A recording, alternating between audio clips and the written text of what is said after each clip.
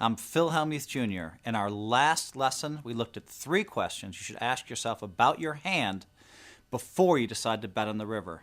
Now, we're going to look at how you can extract the most value from your hand when you do decide to bet the river. Talking value betting here, ladies and gentlemen.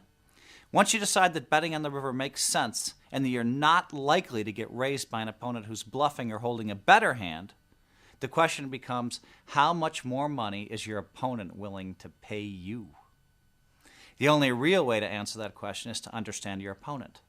Since anyone holding a hand worse than yours is likely to be worried about whether they're really ahead or not, the fact is they're not likely to call a very big bet on the river. This means that even a bet of half the pot can sometimes be too much.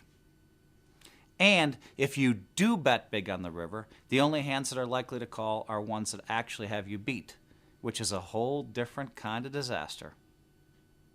That doesn't always mean that you have to make a small bet on the river, though, because against the right opponent, you can sometimes bet your hand very big and still get paid off. Let's say you're holding a big hand like a set or a flush on the river and are facing an aggressive opponent. If you bet big on the river, he may call with a worse hand because he reads you as being weak and thinks you're trying to chase him out of the pot. In this case, you're making a very strong hand look like a bluff in order to get your opponent to try to pick you off, in order to try to make the huge hero call with the worse hand.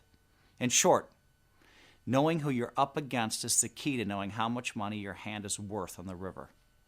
Against timid opponents, you're going to bet less, because they're not going to want to put a lot of money into the pot if they think they're behind.